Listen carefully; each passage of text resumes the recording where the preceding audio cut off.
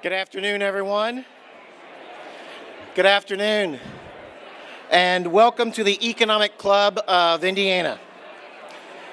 For almost 50 years now, the Economic Club has been the place where Central Indiana's current and emerging leaders are challenged by extraordinary speakers and engage collectively in advancing great ideas. Thank you all for joining us today and being an important part of our mission. My name is Jeffrey Harrison. I'm the president and CEO of Citizens Energy Group and have had the great honor to serve as the president of the Economic Club of Indiana during the 2023-2024 season. At this time, I'd like to acknowledge our platinum sponsors. Banners outlined behind me in gold represent sponsors that have been supporters for at least 10 years. So thank you to those tremendous sponsors.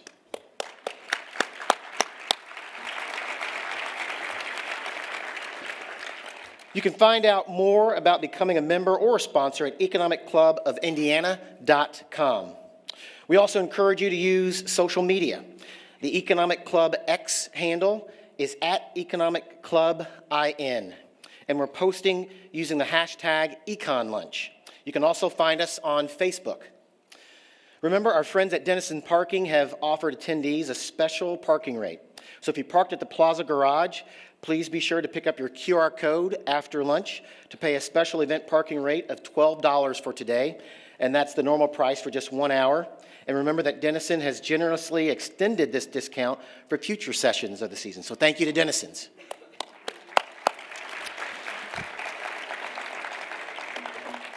Now I would like to introduce our president's table, and if you would each please stand when I call your name. We are pleased to have One America Financial as our presenting sponsor this season. Representing One America Financial is Jose Martinez, Senior Vice President and Chief Information Officer. Please join me in a round of applause to thank One America and Jose.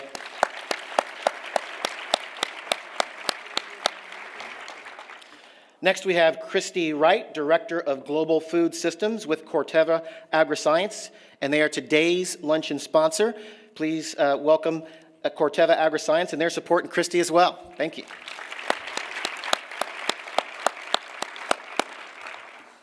Next, we have Brian Carmen, President of the Near North Development Corporation, a nonprofit that was created in 1977 with a mission to generate economic and social vitality in the community through public-private partnerships that deliver positive residential and commercial development. Thanks, Brian.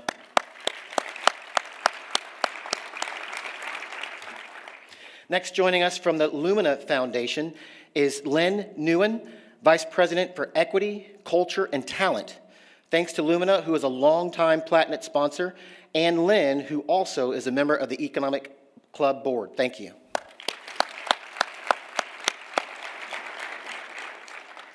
Then we have today's speaker, Dennis Murphy, President and CEO of IU Health, and I'll share more about Dennis later, but Dennis, thank you for being here as well. And thank you to all of our guests. Remember, those white index cards on your table are to write questions to our speaker today. You can fill them out, and then our staff will come around and collect your questions. As a reminder, you can also post your questions at economicclubin. Please enjoy your lunch and conversation, and we'll be back shortly to begin the program. Thank you.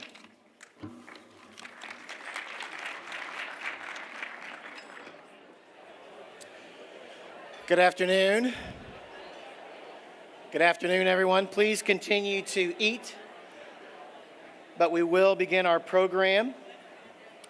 It is my great honor to introduce today's speaker, who I'm very excited to hear from today. Dennis Murphy is the President and Chief Executive Officer of IU Health. He joined the health system in 2013 as Chief Executive Officer, overseeing the operation of IU Health entities throughout the system. As an experienced healthcare executive, Murphy came to IU Health from Northwestern Memorial HealthCare in Chicago, where he served as COO and Executive Vice President. Murphy earned a Master of Healthcare Administration degree from Duke University and a Bachelor of Arts degree from the University of Notre Dame. He is an adjunct faculty member in the Department of Health Policy and Management at the Indiana University Richard M. Fairbanks School of Public Health. Murphy serves on the boards of the Indianapolis Chamber of Commerce, Indiana Hospital Association, IU Health Foundation, Riley Children's Foundation, Central Indiana Corporate Partnership, National Bank of Indianapolis, and Indiana Health Information Exchange. Dennis Murphy has chaired the American Hospital Association's Transparency Task Force since 2019. Please help me welcome Dennis Murphy as we invite him up to the stage. Dennis?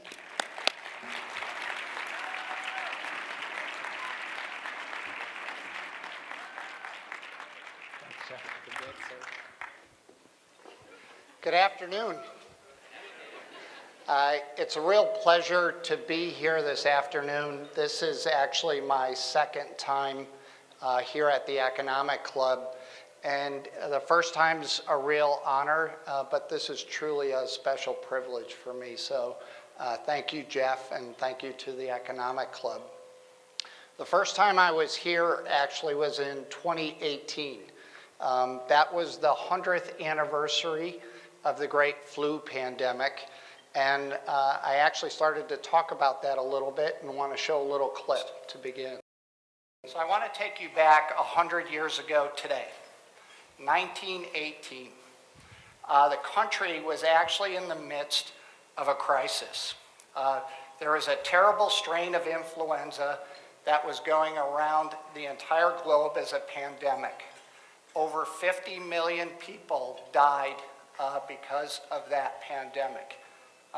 In Indiana, or in the United States alone, in the month of October in 1918, 200,000 people died in the United States. Here in Indiana, we wouldn't have this meeting because the city had decided that groups of 5 or more were not allowed to meet, that schools were closed, that there were churches that were closed. Public life ceased to exist. And so imagine the reaction if this was to occur today. So I'm not going to tell you my bracket for the NCAA tournament, but I wish I was that successful all the time.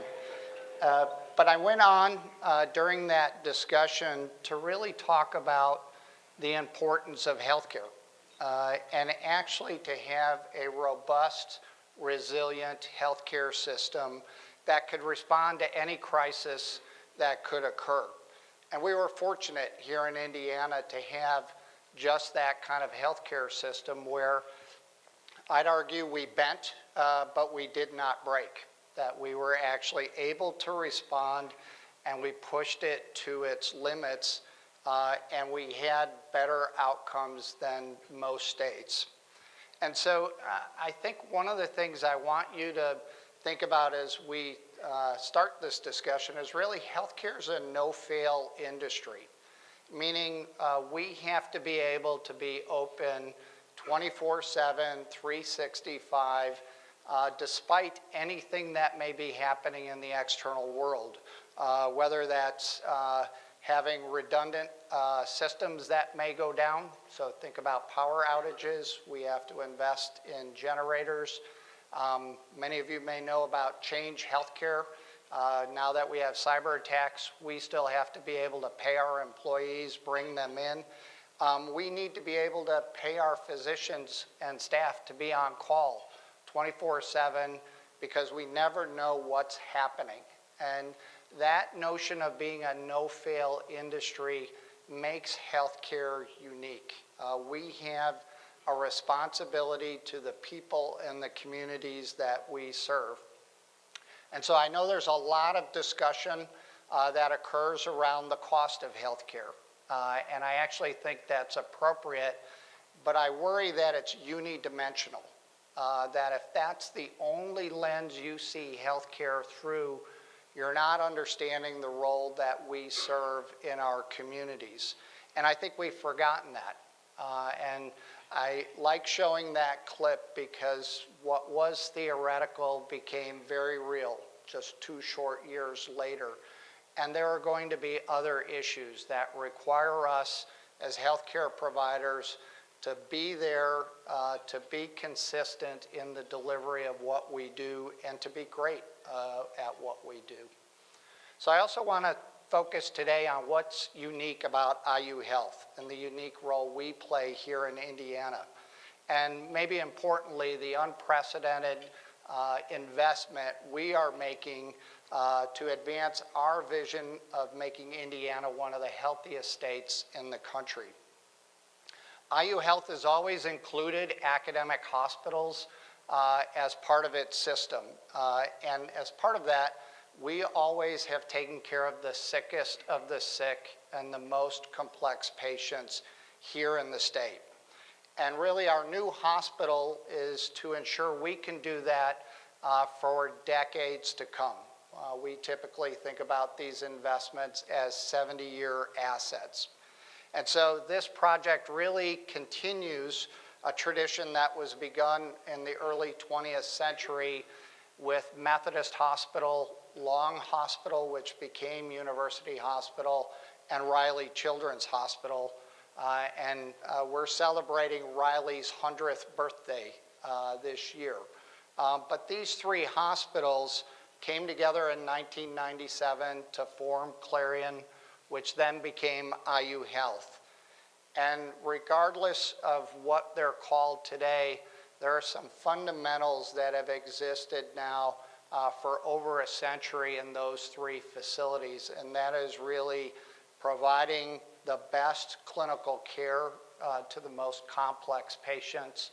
It's teaching the next generation of healthcare providers, whether it's doctors, nurses, pharmacists, techs, the whole range of that workforce. And then I really think importantly, how we think about not just treating disease, but looking for new treatments and new cures. And we do that not just for the city of Indianapolis, but we do that for all Hoosiers across all 92 counties. And so we knew at the formation of Clarion that we were going to merge at some point the two hospitals that take care of our adult patients. They were separated by less than 2 miles, and we needed to create a single adult center to take advantage of the thing that's truly great about academic medical centers, and that's the depth of talent we have. But something always took priority. We ended up building out in Avon, Carmel, Lafayette, new project in Bloomington. And so when I became CEO in 2016, it was time to stop planning and actually start to build and to think about how we would actually create an academic center that was nationally competitive. You heard Jeff say that I've had the good fortune of working at 3 really wonderful academic health centers at Duke, Johns Hopkins, and Northwestern. We have the talent at IU Health that's comparable to any of those organizations, and I sincerely believe that. I have friends at Northwestern who refer patients to IU Health because they know there are better people here. I have friends in Baltimore who do the same thing. And so we needed to build a facility that matched the talents of the people who work there every day, but more importantly, to build a facility that would attract more of those people here to Indiana, that we could compete with other academic health centers. And that's why this hospital is really an investment in the health of Hoosiers. It's how do we continue to bring talent to this state? And I think we are the only organization in the state who can take care of the truly complex and the sick. So maybe to give you a couple of examples, in our world, one of the things we do is we measure the severity of illness that patients have. It's called Case Mix Index. There are 140 teaching hospitals in the United States. Our downtown hospitals actually have the 8th highest Case Mix Index in the country. So we have a higher Case Mix Index than Barnes-Jewish. We have a higher case mix than NYU in New York City. We have a higher case mix index than Stanford. And that gives you a sense of the talent and the skill of the people that work here at Methodist and University. But not only do we take great care of patients, we actually have great outcomes. So another measure in our industry is mortality index. It's sort of how many people do you think would die in your hospital on average? And we compare ourselves to those other leading academic institutions. And again, IU Health is one of the strongest performers in the country. And to maybe put it in really human terms for all of you, if our patients were cared for someplace else, 200 more people would die every year. So we save 200 lives just based on the skill and the expertise of the physicians that are at Methodist and University. Everywhere else, that would die if they went to the Cleveland Clinic, if they went to Johns Hopkins, if they went someplace else. So the need for a work environment for these types of truly excellent clinicians needs to improve. We've got buildings that people have worked in for over 100 years that we still take care of patients in. And so I think that's one element of why we're trying to invest the way we are in our current facilities. But there are some other great examples at IU Health that maybe you don't know about. We have one of the top 5 transplant programs for pancreas and intestinal transplants. Our liver transplant program is in the top 10, and we do 80% of all the transplants in the state are done right here in Indianapolis. We operate 2 of the 4 level 1 trauma centers in the state. Riley is the only pediatric trauma center, and our adult trauma center takes care of more trauma patients than the other 2 trauma centers combined. So again, another place where there's just true depth of expertise. And while the clinical services are really important, I kind of have grown up in healthcare and early on realized one of the most important things hospitals do is provide great nursing care. And IU Health has done that consistently. Magnet is an external review of your nursing activities that looks to take your nursing and grade it. So there are about 5% of all hospitals in the United States who achieve Magnet status. There's less than 1% of all hospitals who achieve that 5 years or 5 times running. The downtown hospitals are part of that 1%. So there's probably 45 hospitals in the country who have achieved that level of nursing excellence, and we have 2 of them right here in Indianapolis. And again, those great people are stuck in buildings that are old and not functioning the way that we want. The last sort of distinguishing component that I want to make sure you all take away is that we are the safety net for patients in Indiana, that we take care of more Medicaid patients than any other provider in the state, and that actually makes up about 1/4 of the entire Medicaid program in the state. So one of the things, and I think this goes back to our founding organizations, is that we will take care of all Hoosiers, and we feel like that's a critical responsibility. So when I talk about the complexity of patients, one thing that I do think is important is that idea of serving all Hoosiers, that about 20% of the patients who come to IU Health come from other hospitals in the state who believe that we can take better care of them in our downtown hospitals than they can, and it's really part of an ecosystem. So if I talk to my peers elsewhere, we count on them to take care of patients locally when they can, but they count on us to be able to take care of patients that they can't handle. It is a really important component of how we work together.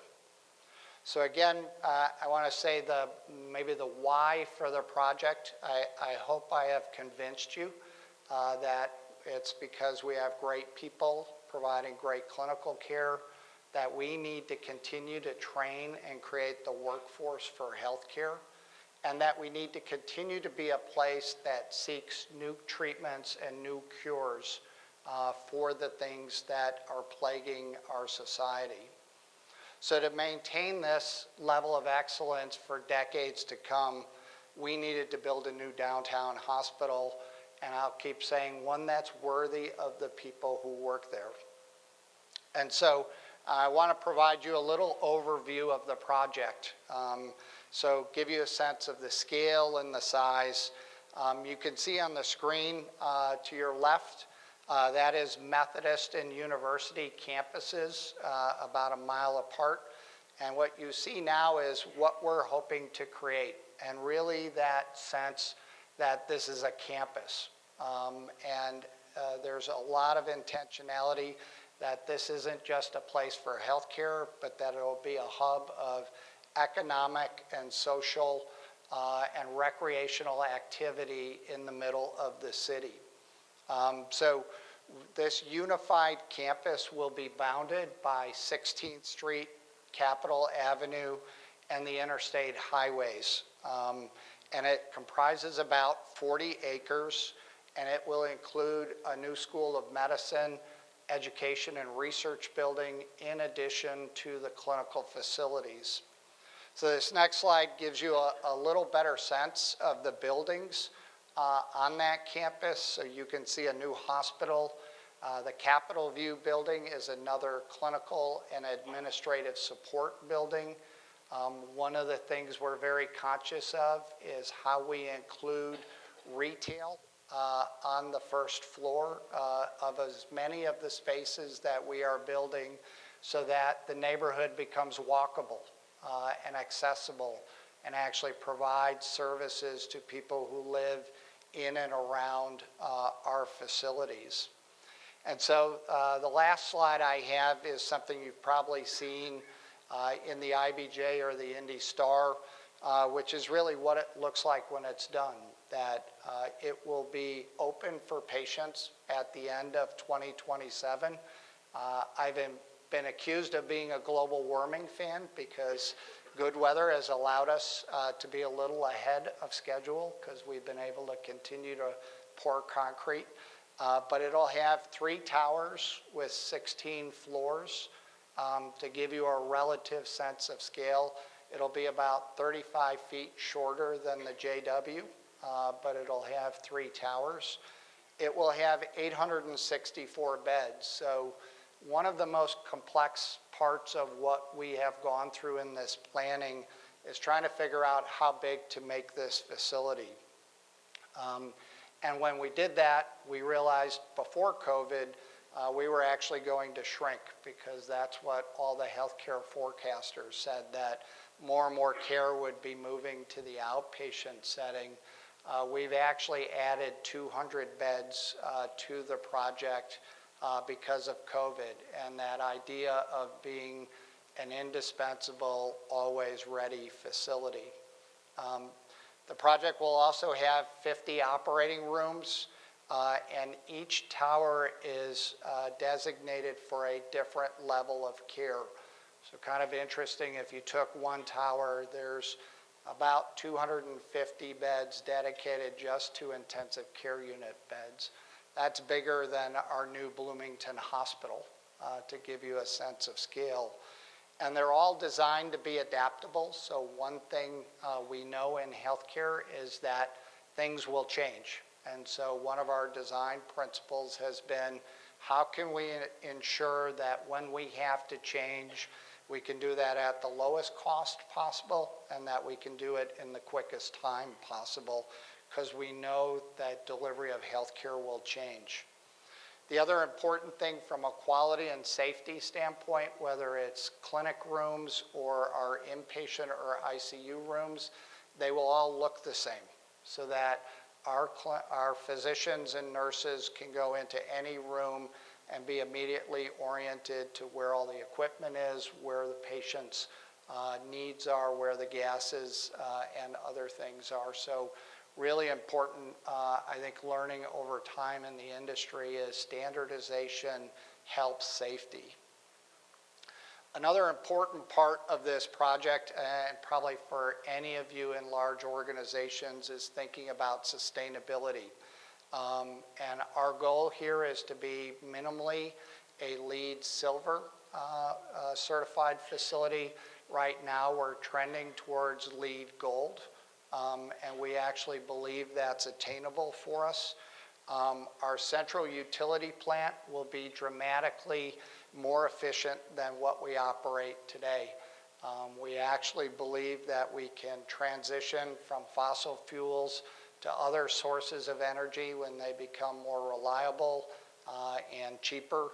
But our new hospital will exceed the UN goal of reducing our carbon emissions by 40% on the day we open in 2027, and that we will be carbon neutral by 2050. So again, I think critically important for us as we think about how do we promote health in the state. And then I think finally, as we think about the facility, our new campus will actually be 900,000 square feet smaller than the two existing campuses combined. And so just the day we open, when you look at light, heat, all of the other core operating expenses, we will save at least $50 million a year in operating costs versus what it takes to run our two downtown campuses today. So I think this is actually the largest project in Indiana's history. It will create 22,000 construction jobs in the process of building it.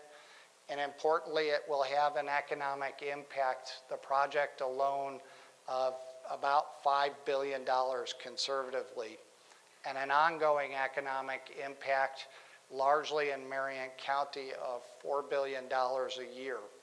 So we're part of what I think are a whole series of projects post-COVID that are going to help revitalize our city, and I think are really important. But there were two commitments we made at the start of this construction. First, we promised to spend 50% of all of the project costs in the state of Indiana, and we're exceeding that goal. We've spent over $500 million here in Indiana related to the project. We also pledged to spend between 25 and 30% with diverse suppliers, whether those were minority, women-owned, or veteran-owned companies. As of today, we're at 24%, and we believe that we will more than exceed that 25% threshold when the project's finished. As we started the project, we said we want to do more than work with diverse companies. We want diverse people working on the project and actually to grow skills. And I'm really proud to say that we have 7% of the construction workforce is female, and 30% of that workforce are non-white. And when we looked at industry averages for women, that's typically about 5%. And for non-white laborers on the job, that's typically about 17%. So we're almost double that number. So we really wanted this project to be different. Another part that, again, I get to be the Chief Complement and Chief Complaint Office for IU Health, and I get to hear about the cost of the project. And so I want to make sure we kind of address that head on. Construction in healthcare is different than construction in just about any other industry given the density of what we do. And so we've benchmarked against other construction that we know kind of industry-wide. It's about 2x what it costs for other industries. And that doesn't include all the equipment, the furnishings, and the technology that we have to put into a building like this.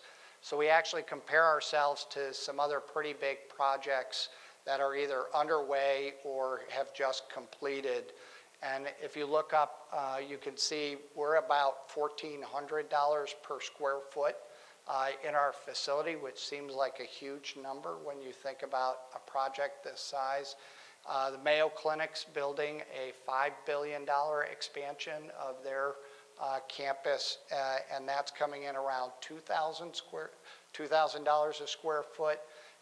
And then Stanford just completed a project about 2.5 years ago, and that was at $2,400 a square foot. So again, we're conscious of the cost. We want to make sure we're building an efficient, cost-effective facility because we know we have to be stewards of those resources. It's also why we saved for a decade to be able to build this building.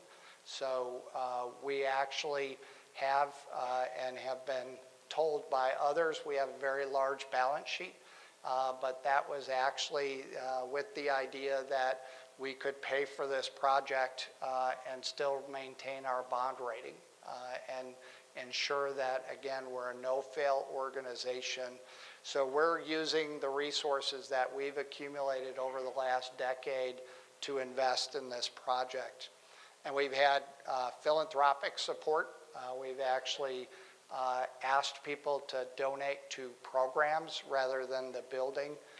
We have not asked the city or the state for any funding related to roads and infrastructure. We have paid for all of that ourselves, and we have had to utilize that. So running through the middle of that project site was actually a wooden pipe, which I have never heard of before. It was about 70 or 80 years old that was regularly used here in the city that we had to relocate. But we've learned a lot as we've gone through this. But I think at the end of the project, we will be ready to see patients in 2027, and this new hospital will be a state-of-the-art facility. I think despite its size, we know it will be easier to navigate than what we have today at Methodist and University. And I think importantly, it'll include green spaces that'll allow people to come into our facilities in a way that is inviting and encourages health. And so our goal is not to just provide great health care, but it's to provide access for Hoosiers throughout the state in a facility that people deserve in the 21st century. But for all the talk of building buildings, we have said if we end up with a great project, we will have failed.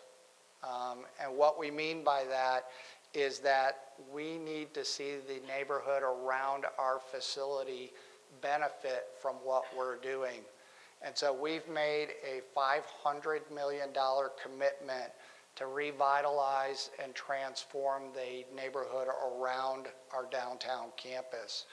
And we've worked with the community and other partners to say we're going to call this neighborhood the Indy Health District. And you can see on the screen what that actually looks like. It looks like a place you'd want to be. And I think what really galvanized our thoughts around this is really the idea that you can see the level of difference between life expectancy if you live in Carmel or Westfield, which is the 90 years at the top. Even if you live in southern Marion County, it's 81. But the area around the health district is actually around 67 years. And it's really a sign and symbol of all the disinvestment or the lack of investment that we've seen throughout decades in that neighborhood, despite a lot of well-intentioned efforts to make that better, including work that IU Health has done. But either way, you start to see these, what some of our team has said is, we can look like an island of prosperity in a sea of illness all around us. And how are we going to change the fact that people live 23 years less in our neighborhood than they do just 15 miles away from us? And so that kind of very frank, stark set of facts was unacceptable to us at IU Health. We knew we could do better. We knew we had to do better. And so that's what we're determined to change when we think about this Indy Health District. And we're fortunate that we have partners in this. So Ivy Tech, the Children's Museum, Citizens Energy, the IU School of Medicine, a whole series of neighborhood organizations like the Near North Development Corporation.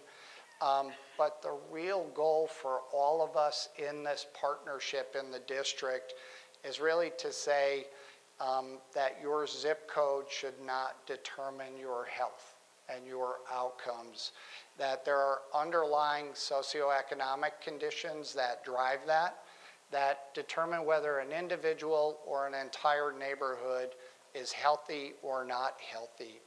And so it's about education, good jobs, affordable housing, access to food. All of these things play into those health outcomes that we see.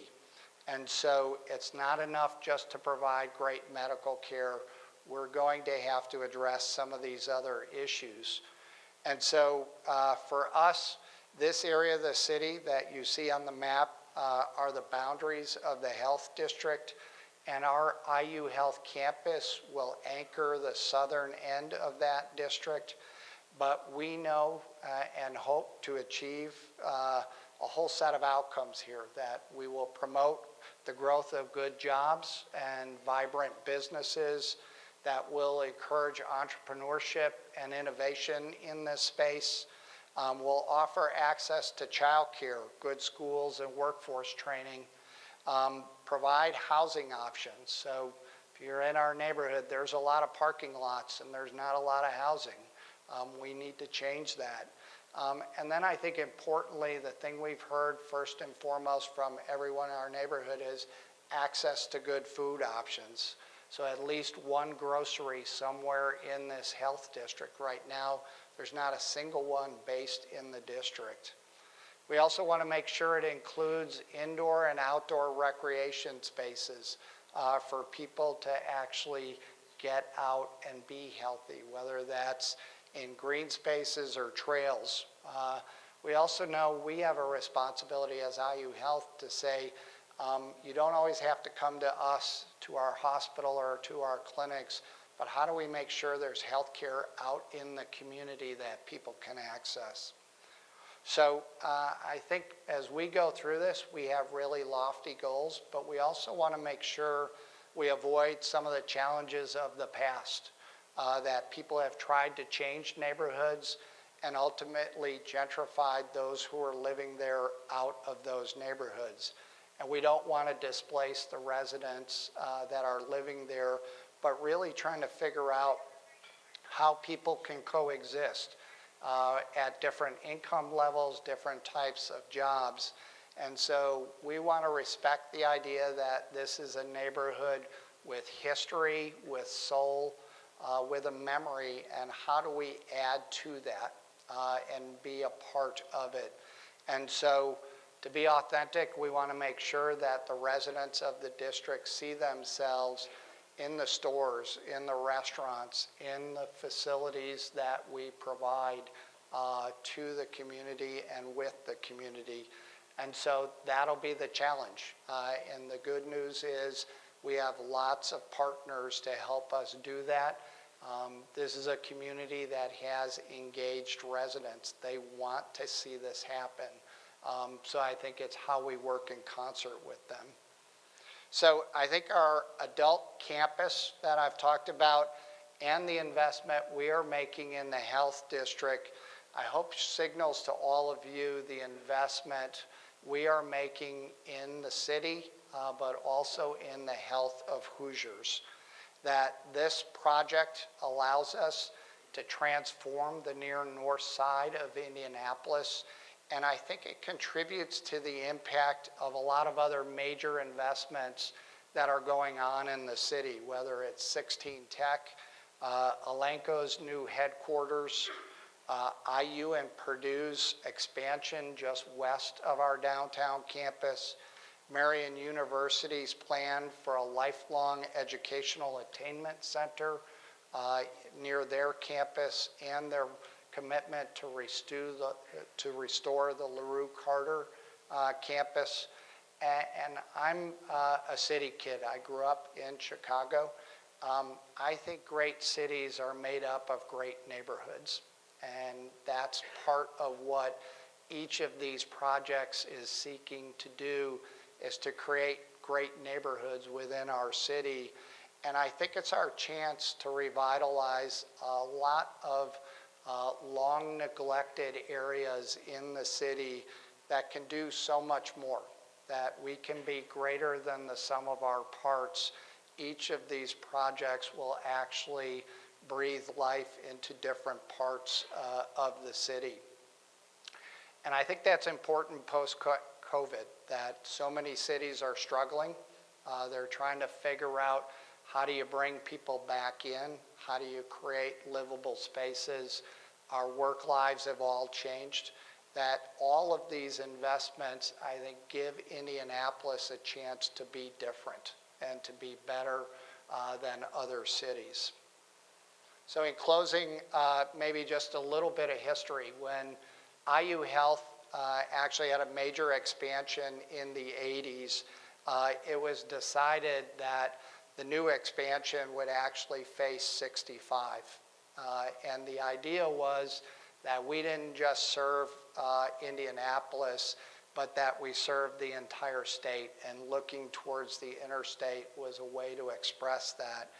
And so today, as we thought through our new project, our new main entrance will also face 65, with the same idea that we are not here to serve a neighborhood, we're not here to serve a city, we are here to serve the entire state. And we will continue to say our North Star is, how do we help Indiana become one of the healthiest states? And for our community, it will be, how do we change the life expectancy within that Indy Health District? Because I think that's the legacy we want to leave, not a building, but actually the outcomes that we can achieve together with all the people who are in this room and who live in this state. So I think we're honoring the legacy of Methodist, Riley, and Long Hospital by setting big goals. All of those were founded with the idea of having a huge impact, and we expect to do that as well. So thank you very much.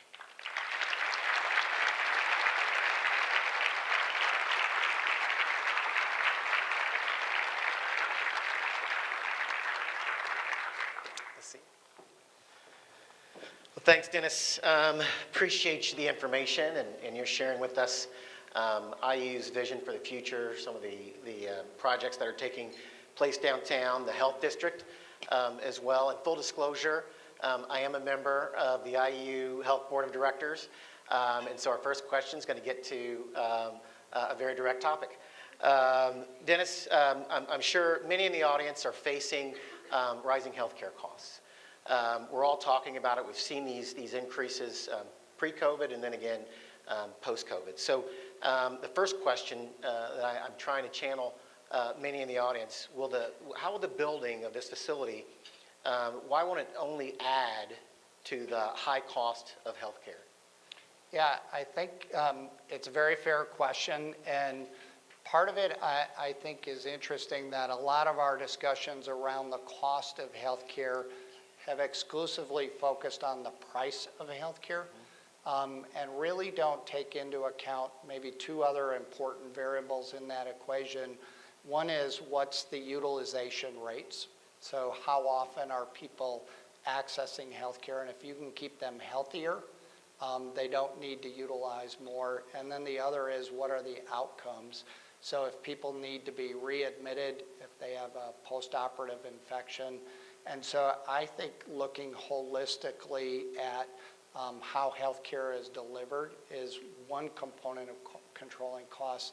I think there are other states who have been able to manage the cost of healthcare. So it's interesting, in Indiana, if you're the state of Indiana, the cost of healthcare has been fantastic because you have not paid hospitals an increase in over 30 years, our base rates.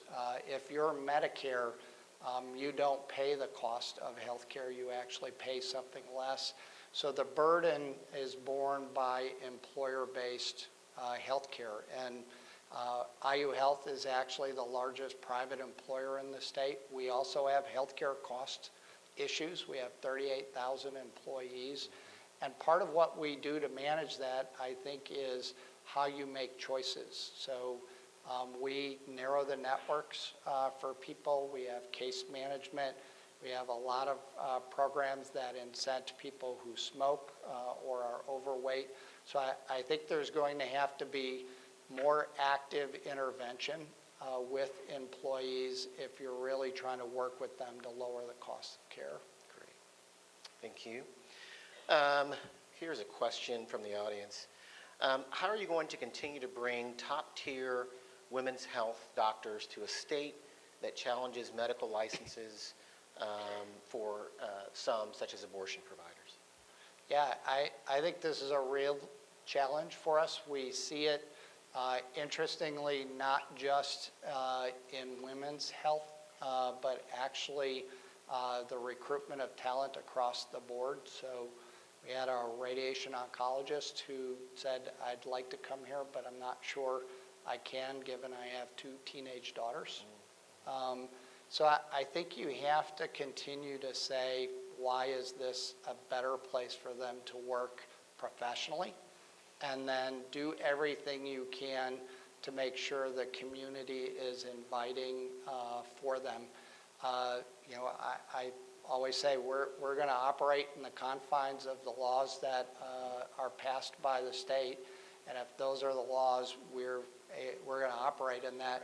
People in Texas don't say we can't recruit people. People in Florida don't say they can't recruit people. We have to have that same mentality. We're going to try and recruit everyone we can. It has made it harder, but it doesn't make it impossible. Great, thank you.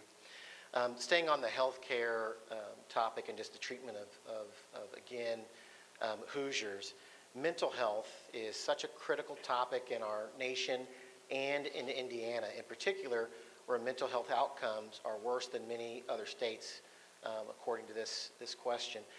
How is IU Health tackling this issue and investing in mental health care?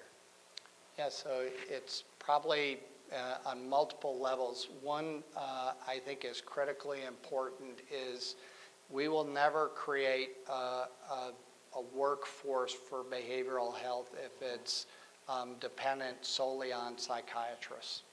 So just thinking about who else can be an appropriate behavioral health, mental health provider, leveraging that. So we're trying to get upstream. So now every one of our primary care offices in IU Health, and there's over 200 sites, has access to mental health providers either on site or through a telemedicine capacity. So your primary care doctor can say, I think you need to see a mental health provider, and get that access in their clinics, either with a person or telemedicine. I think then it's for those that are truly sick, and part of our new project, we have behavioral health beds for truly acute patients. And so I think continuing to think about different modalities and different provider types for behavioral health. I would tell you, Jeff, the challenge we have found is every time we create new capacity, it gets absorbed within 30 to 45 days. I think the other one, maybe not just an IU health issue, but a broader policy issue, is just how we value behavioral health. I think historically that has been undervalued, meaning people have been paid less than we pay surgeons, than we pay lots of other specialties. If it's critically important and we want more people to go into the field, I think we have to think about how we pay them differently. I think mental health, again, is it's one of those taboo topics that we all know about, we all talk about, tough one to address, so more work to be done.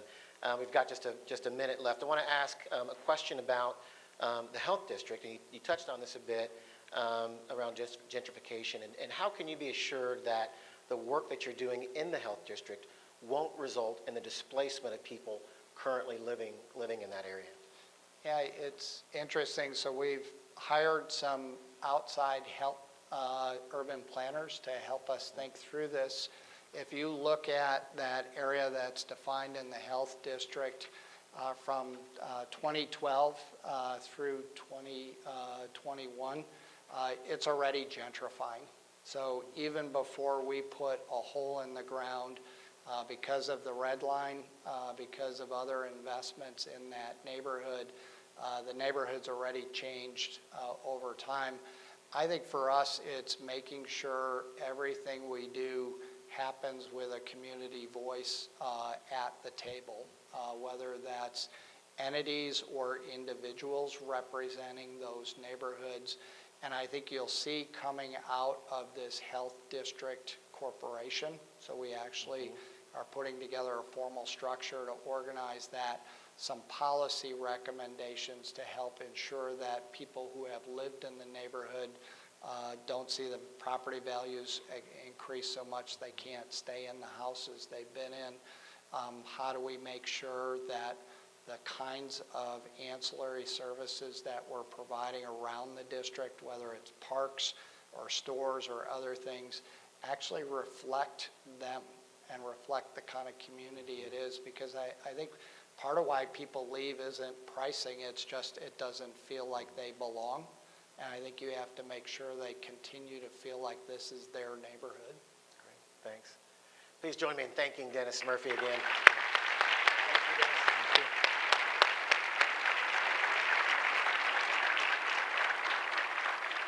Thank you all for joining us today, and please join us next month on April 23rd as we welcome Jennifer Rumsey. She's the new chair and CEO of Cummins.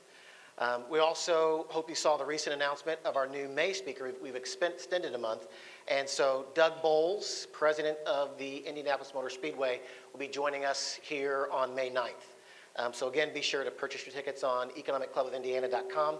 Again, just a quick reminder on parking. If you've parked in the Plaza Park Garage, be sure to pick up your QR code. Everyone, please have a wonderful afternoon, and we'll see you again next month. Take care.